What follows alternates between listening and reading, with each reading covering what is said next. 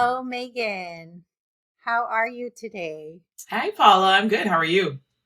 I'm doing well, thank you. So happy to have you here and have this opportunity to chat with you and get to know about your journey and your practice. So thanks Thank for being you. here. Yeah, and thanks for having me. Thanks for asking me to do it. It's always a pleasure being able to connect with fellow family and community. So, yeah. Great.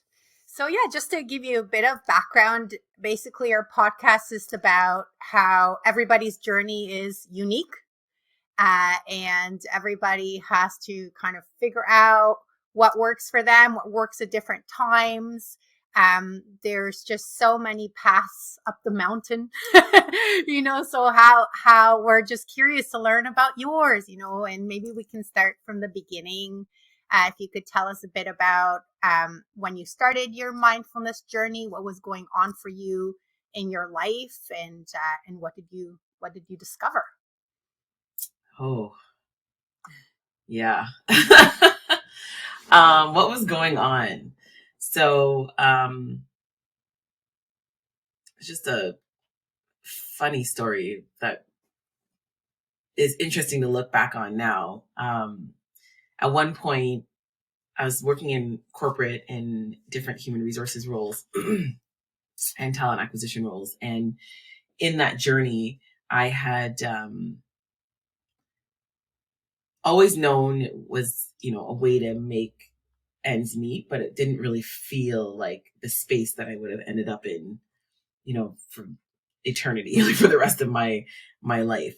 So I ended up having kind of call them like side hustles happening. So I had like one side hustle that was focused on nutrition and using Afro-Caribbean Black recipes in a healthier way. So choosing kind of our staple food items and then offering them in a way that was more nutritionally dense and more supportive to the health of our communities, like our physical health. And so I did that for a bit, and then I just realized it wasn't a model that really worked well for me. And in that, I was unconsciously, unintentionally exploring mindful eating and mindfulness in the way that we show up to how we fuel our bodies and how we feel the somatic body and the emotional body and the connection between them. And so I was going to meditations, yoga, sound healing sessions, light language sessions, tarot, like just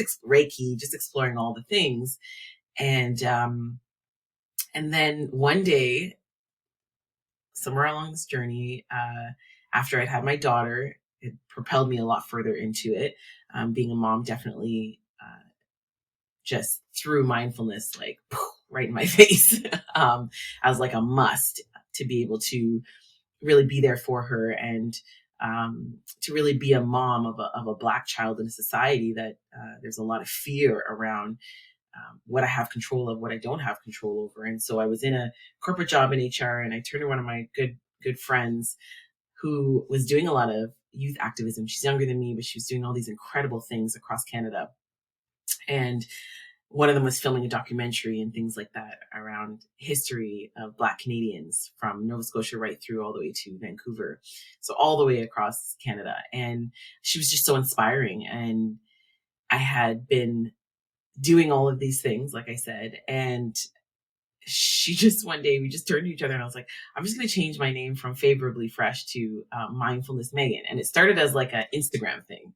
Yeah. It started as like a Oh, joke. wow. Like, yeah. And she's like, love it. Like, let's do it, And so that's just how it really came about. One day we were just kind of playing around on our lunch hour, connecting as two of like the few Black people in the office, venting about, experiences of racism we were having and othering we were having in the environment. And then also just like celebrating Black joy, eating food that, spoke to us and, getting in my car and driving around over the lunch hour and playing like our music and, vibing and things like that. And then that's how it really came about. And since then it's just been a journey of like dedicating and committing to, what is mindfulness make? Like, what does that actually mean? What is mindfulness and how Mm. that looks? And then I landed on unified mindfulness. Oh, wow. That's such a wonderful story. It's so always so interesting, right? The things that come together and the people that inspire us. And Yeah. that also reminds me of how our presence can be inspiring to others, right? Like just the way your friend was and what she was doing. You're like, wait a second, I can do that too. So that's beautiful. Yeah. And were you doing did you have a formal meditation practice at that time, or you were doing little workshops here and there, or what did that Yeah. look like? What did your day look like? So I was Or was it doing, more parenting and trying to be mindful at the time or at work? so in 2010, I discovered Brene Brown and her vulnerability TED Talk. Okay. And I'm Hmm. sure there's like a million people who, whenever I hear people haven't heard of Brene Brown, I'm like, what? So like back in 2010, like well before I was married, well before I had my daughter, I'd come across this TED Talk. And so I'd already started like not knowing that it's mindfulness, but a journey of, so I started therapy in 2009. And before that, I was like, therapy and mindfulness is for white people. Like black people don't do these things, and that was the stigmas, right? The Mm. internalized racism, like what psychologically I had swallowed and taken in, imposed on me without really recognizing that that was what was happening. And so to kind of answer your question in a bigger sense, I didn't really see myself in this space because there wasn't a lot of representation in this space, nor culturally was it acceptable.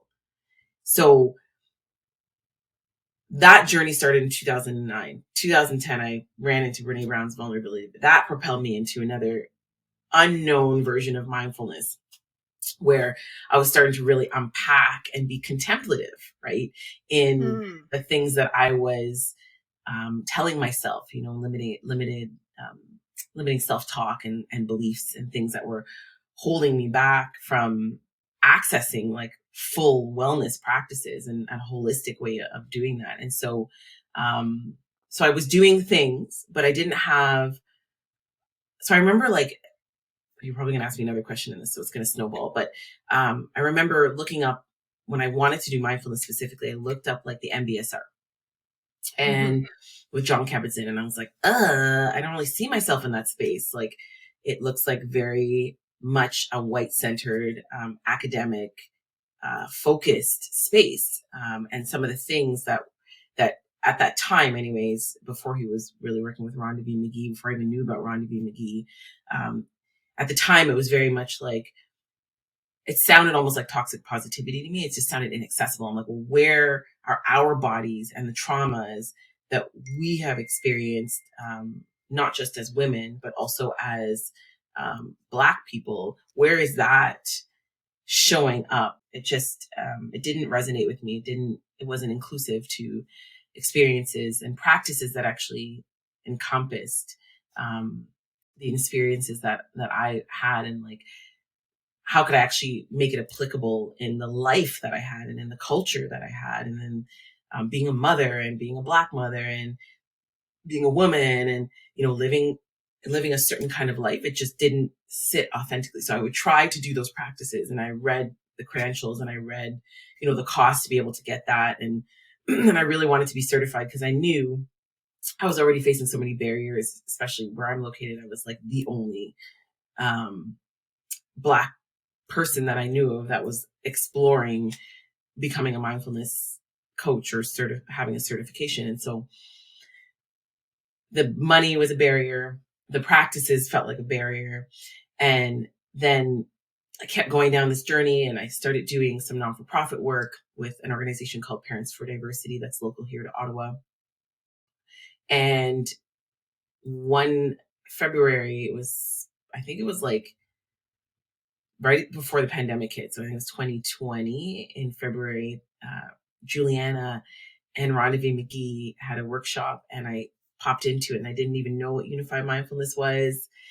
And boom, from then on, it just led me into, now I'm a lead coach with unified mindfulness. So I've done all the magic and certs, and been able to really be in that space, because the practices are, to me, very accessible and inclusive, and the way that you can custom some of those techniques and that you can access them even in small windows of time, even in noisy environments, even in trigger, like I would say, like, trauma triggers, like how you can either turn away or turn towards, right? And be able to really have such a holistic approach to it really spoke to me. And so I didn't come in as a shinhead. I didn't even know who Shinzen was. So I came in really from a very different avenue.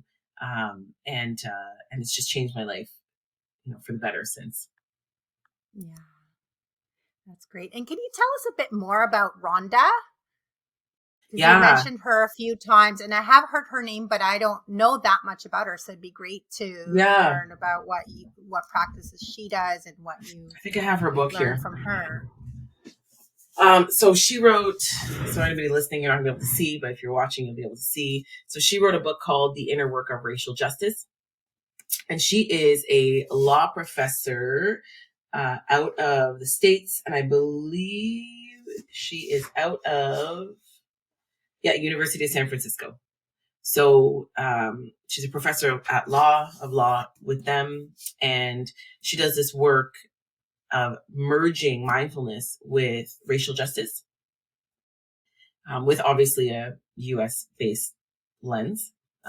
Doesn't specifically talk to like the oppressive and racial justice challenges that Canada has, but it's relatable. And so she was brought in by Juliana to do a workshop with Unified Mindfulness hosting it, but it was her content and her magic that she was sharing with everyone in practices. So that's her. Yeah. And you also mentioned working with trauma triggers, which is such an important part of practice. And I agree, something that at times isn't covered in the traditional mindfulness space. I know for me personally, when I started to sit for long periods, I went on these long retreats, and then I would come back more depressed. And then they would say, "Oh, that's okay. Like you're just moving stuff through." I was like, I Yeah. don't think it's okay that I'm crying all day. So I'm curious, what you've learned about working with trauma, working with the body, and how you've worked through those challenges. Yeah, interesting question. So I'm going to kind of start with today's awareness and wisdom, and I'll move backwards. So I'm reading a book right now by Dr. Gabor Mate, and it's called The Myth of Normal. And he's a Canadian. And so it's so nice to see Canadians coming in with the lens of what Indigenous and Black bodies in this country are experiencing, our education system, and then he just brings in like a really global lens. And so he defines trauma as a disconnection from self, which leads to a disconnection from others. And don't quote me on that because I'm just paraphrasing from the book. And so that's new insight for me. And so when I look back at how I've addressed trauma triggers within myself, and then also with the clients that I work with and the communities that I work with, it is actually very much about disconnection from self.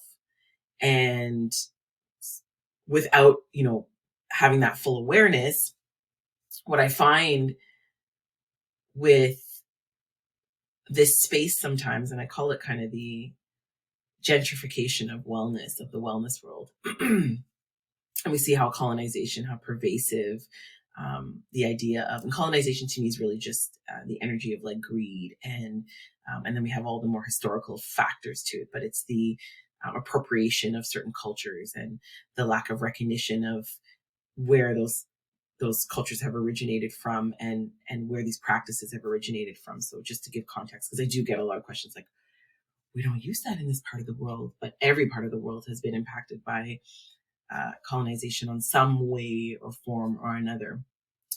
So that gentrification of wellness to me is like packaging it up and being like, okay, cool. So here's how it's going to make you feel really good all the time. So when you get in the practice, if you feel anger, it's fine. You'll feel better when you come out of it. Right. And so we might go in and depending on who's teaching and where where you land, right?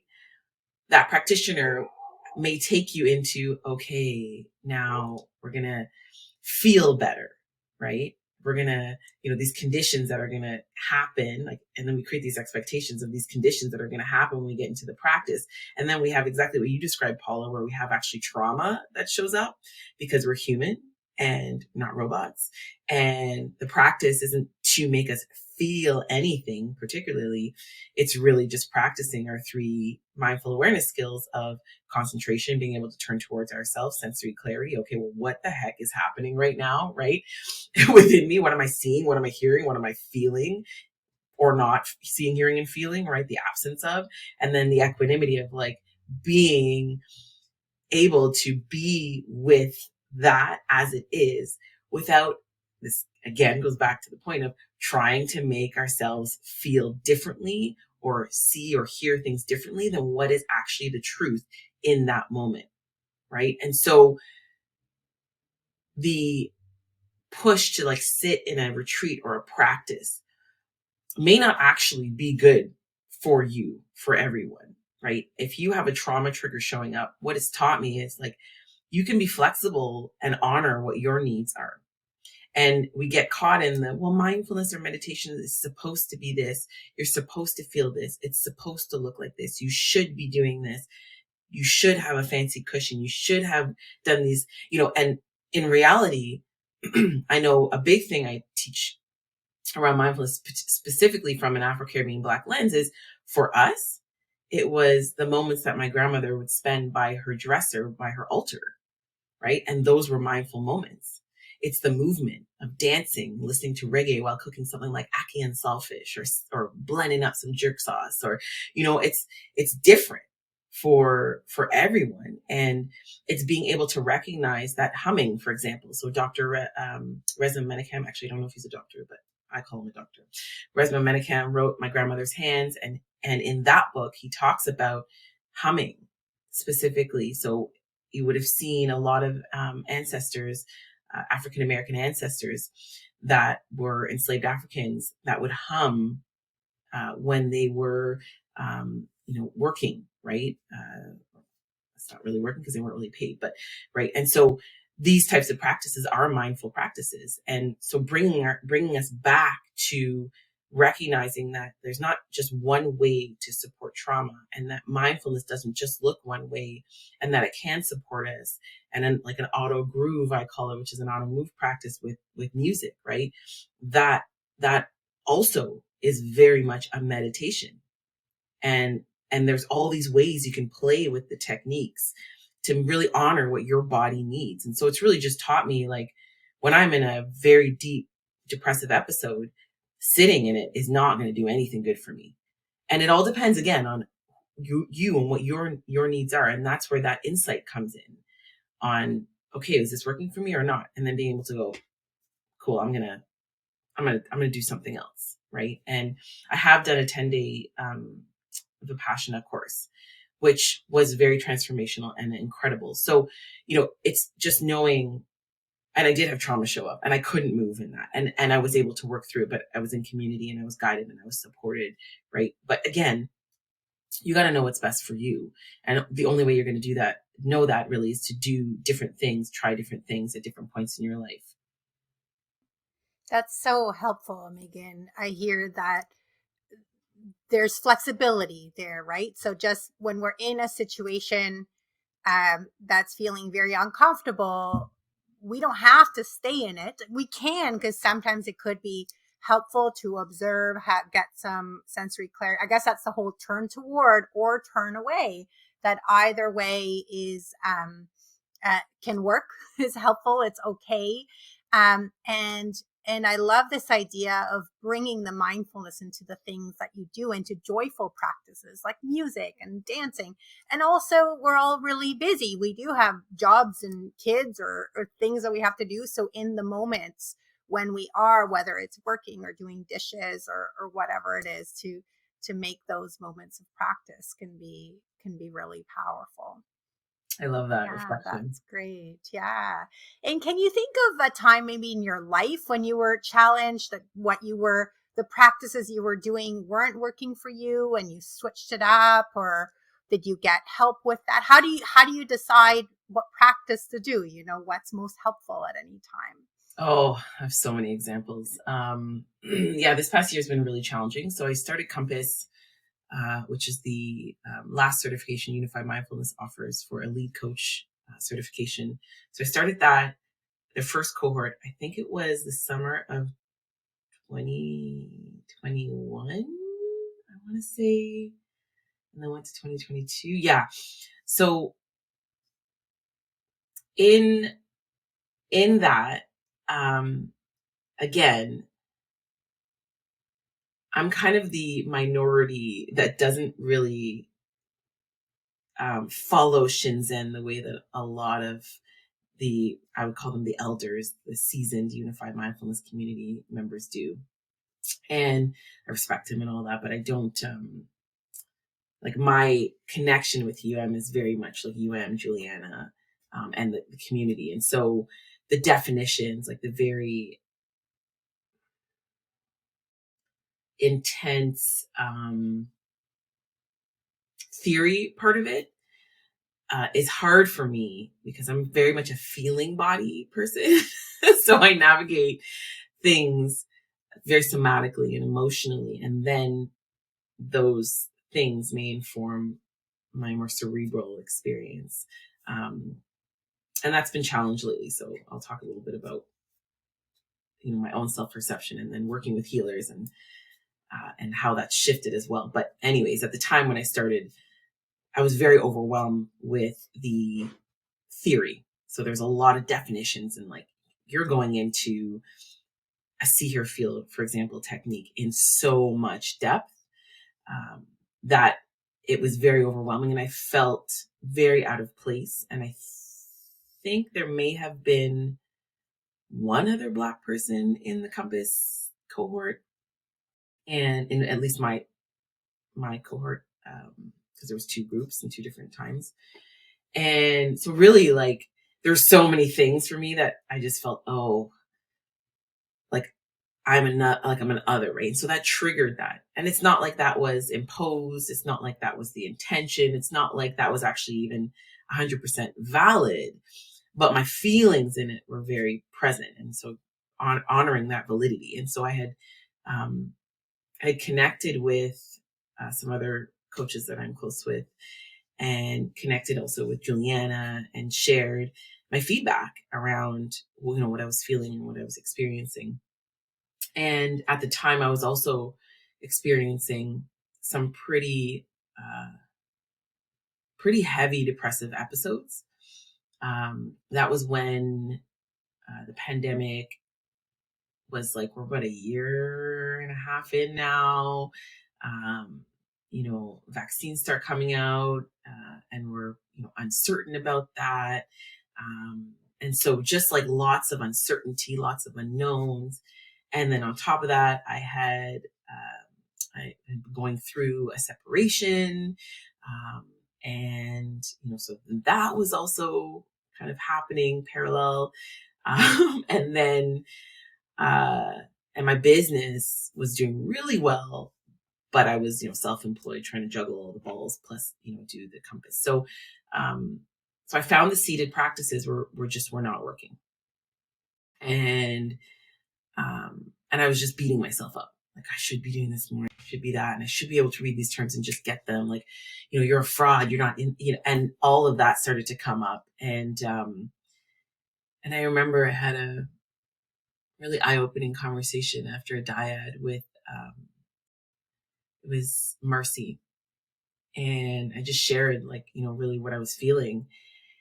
And I just, like, had like a very somatic experience. I just, teared up, started crying, like, just allowed myself to be in it. And she said to me, she gave me this beautiful prayer that she connects with, and then said to me something along the lines of, it sounds like you're using movement to connect with yourself. So let's go back to the definition of trauma, right? And the paraphrase that Dr. Gabor Mate gives, separating, the pandemic, like, all those things are trauma. it can show up as trauma in the body, right? And create a disconnection. And so when she said that to me, I was like, and she's like, that, you know, that's it, Megan. Like, that's all you need to do. Right. And that was one of those like pivotal moments for me, that really just made a difference, on how I was judging my own practice and accessing the practice, and how I was judging myself in the space of unified mindfulness, feeling really, crippled by the depressive thoughts that were telling me I'm not enough, I don't belong here.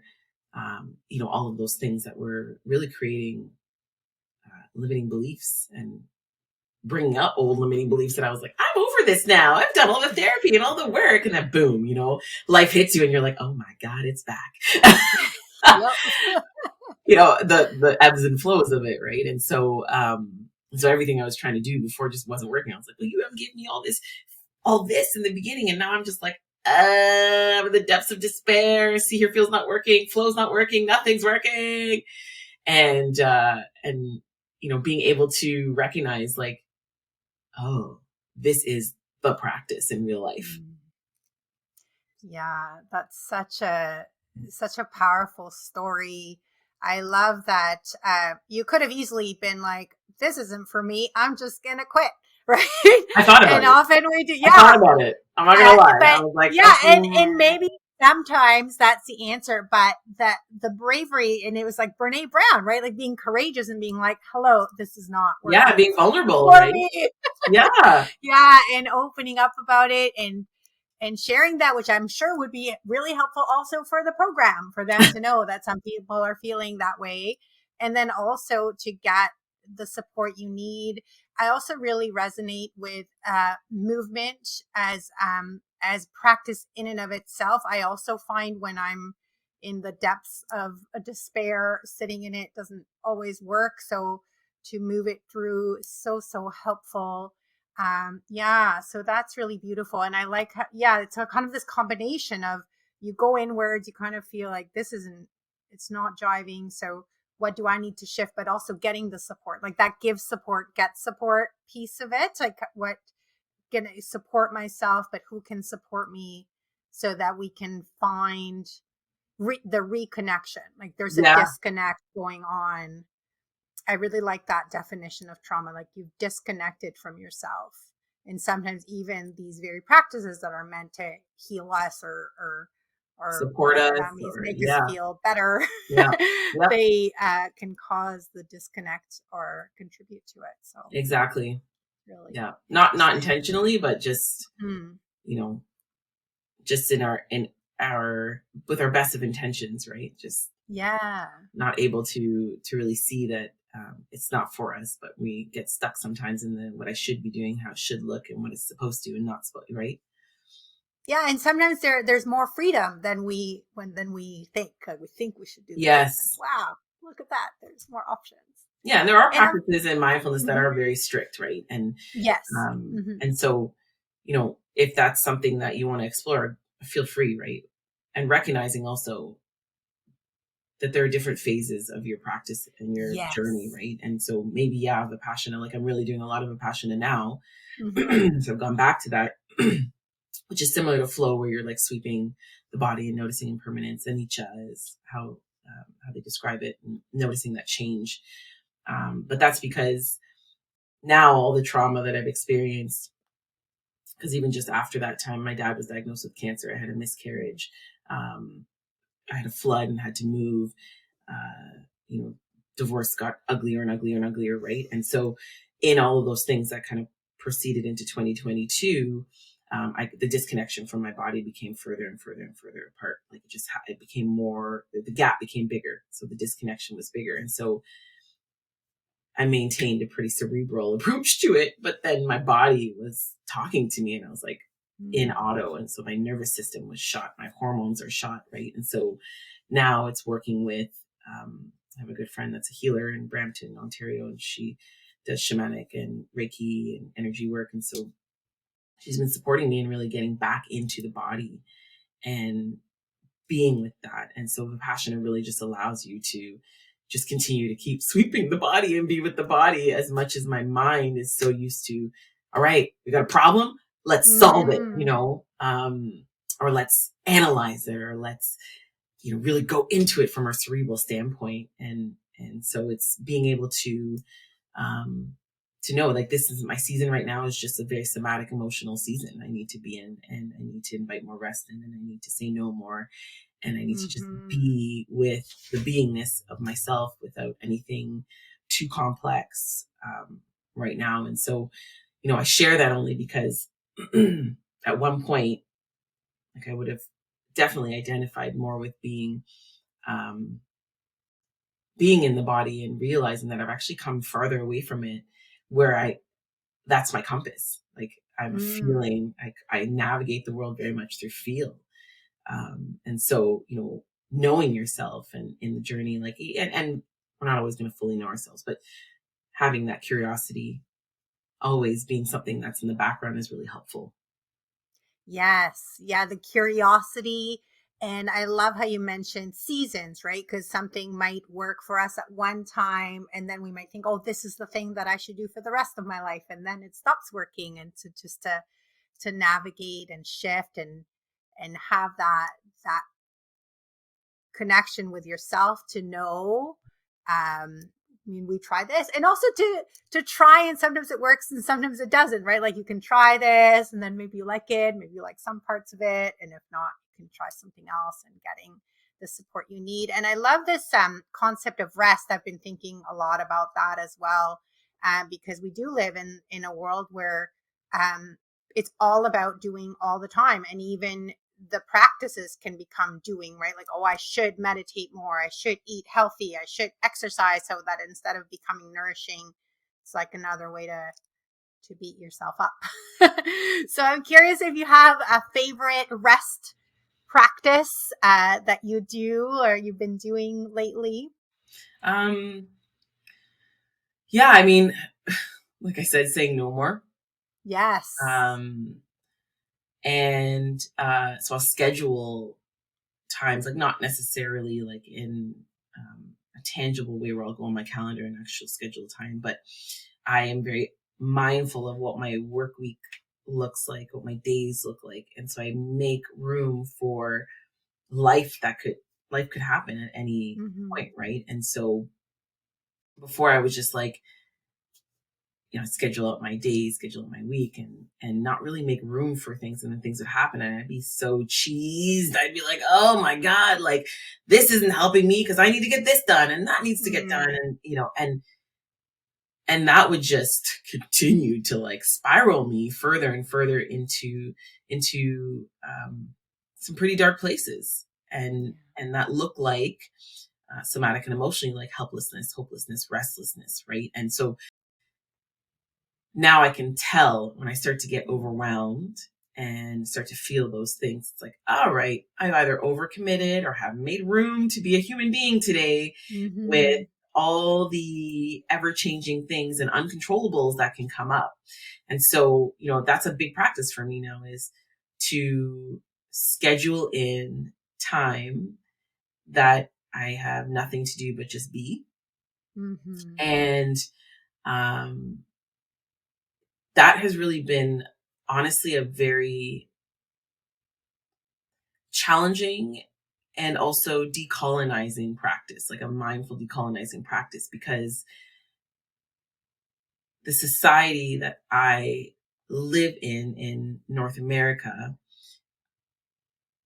the way that it shows up in capitalism, and that it's also like the mindset, right? The mindset of, I need more of this. So, like, exactly what you said, Paul, at the beginning, like, I am not enough.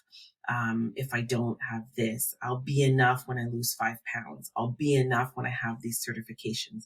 I'll be enough when my hair is straighter. I'll be enough when I am married, have kids, when my parents approve me, when my siblings love me. I'll be enough when this person accepts me, right? I'll be enough when I've spent this money on this makeup, on this outfit, on this, that, and the other thing.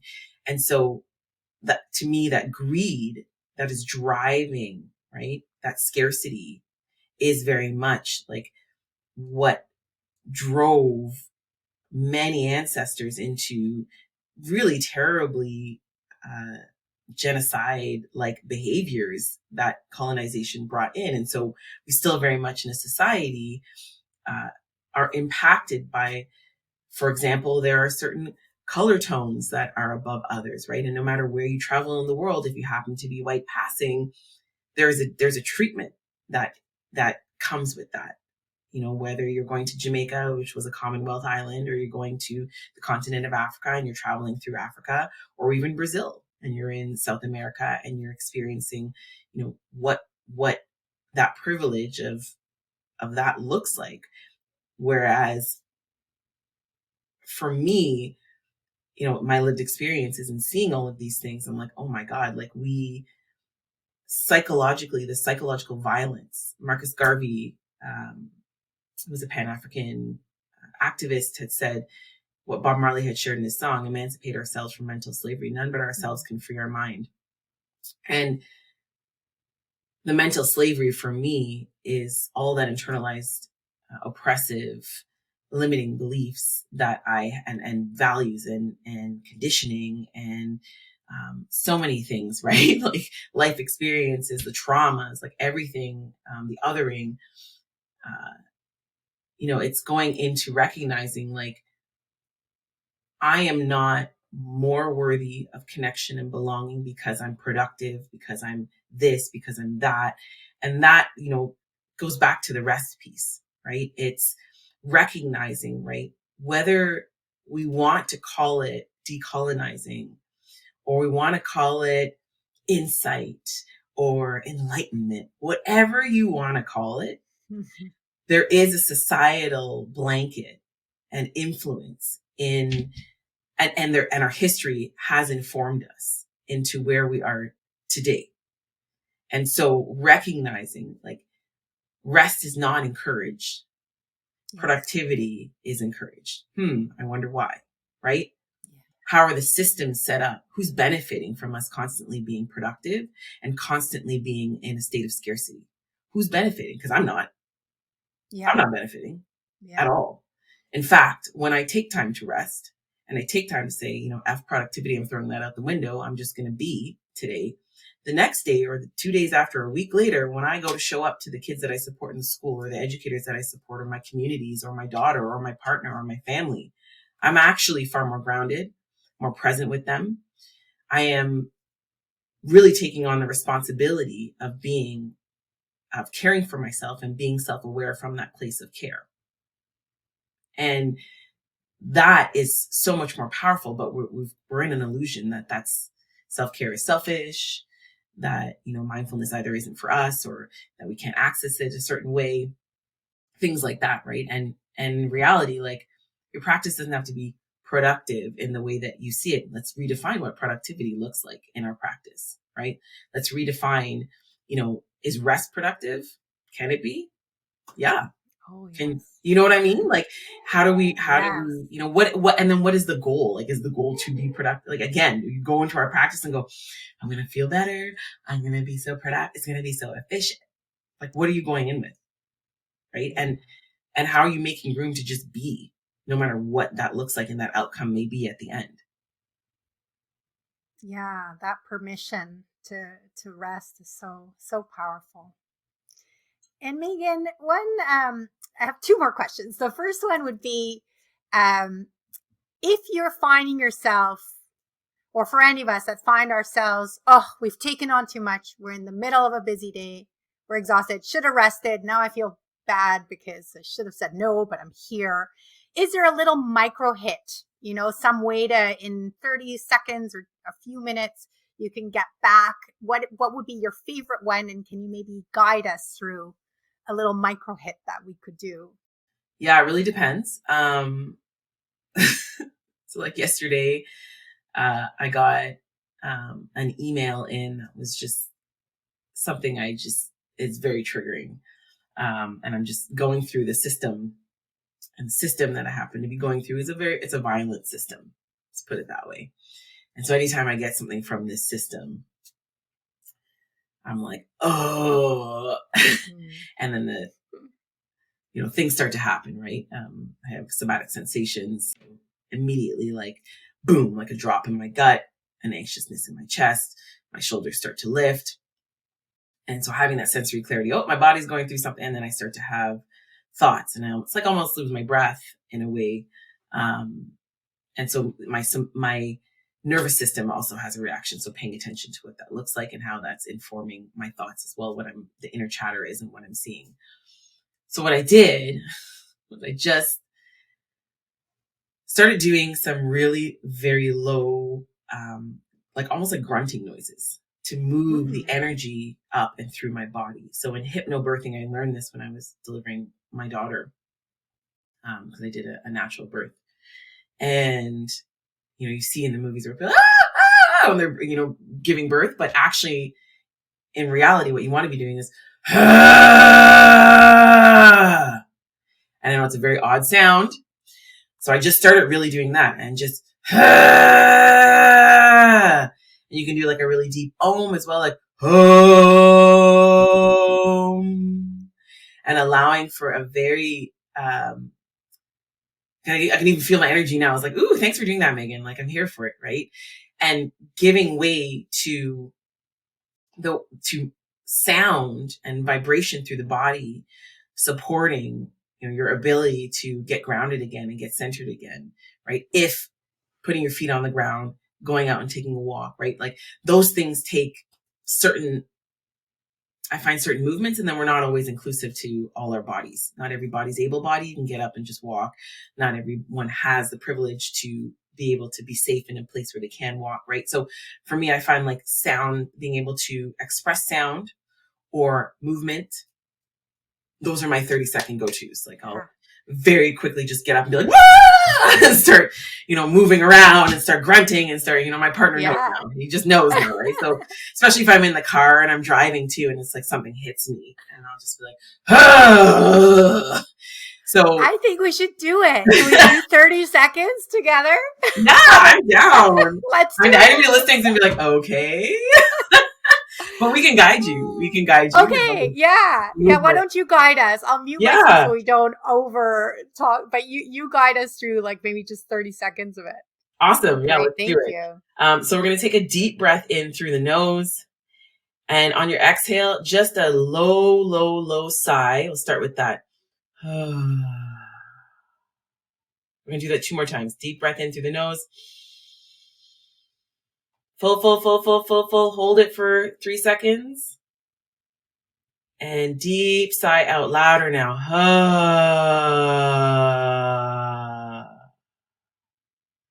Deep breath in through the nose. And this time we're going to either deep om in whatever pitch you like, or the grunting noise that you heard me make. So inhale through the nose and let it out. Really pushing from the diaphragm, from that belly, that deep low belly area, that sacral area, and just allowing that to fill your body. And if you want, shake your hands out, bring them up above your head, bring them around, call them jazz hands, right? There we go. That was awesome. I feel like I don't even notice all the tension I hold, just trying to keep it all together. So yeah, just a few seconds of that. It's beautiful. Thank you. You're so welcome. And just my last question, is there anything that you'd like to share that we haven't shared so far? Anything you want to tell us about the work you're doing now that you'd like to share with our listeners? Yeah. So I actually launched a really cool program with another coach that I worked with here in the Ottawa-Gatineau area called the Thrive Program. And it's a program where we work with the educators first, then we work with the students. And it's a way to bring in contemplative practice into restorative justice. So really inviting in nonviolent communication on such a deep spiritual level, and taking it from like the step by step of when I do this and I do this, and really having it embodied as a way of being, and then bringing in all the to magnify that, to solidify that, to support that, and help our educators and our students who are very burnt out, who do have trauma, who don't always feel safe in institution, let's be honest, that isn't built in the most inclusive ways. And so Thrive is my latest baby that I have been doing with a couple schools on the Gatineau side. And before that, I have done and still have the Mindful Educator program, which is an 8-week program that infuses, again, restorative justice, contemplative justice, racial justice, anti-oppressive approaches to mindfulness and to educating from a mindful lens and having that mindful awareness as well.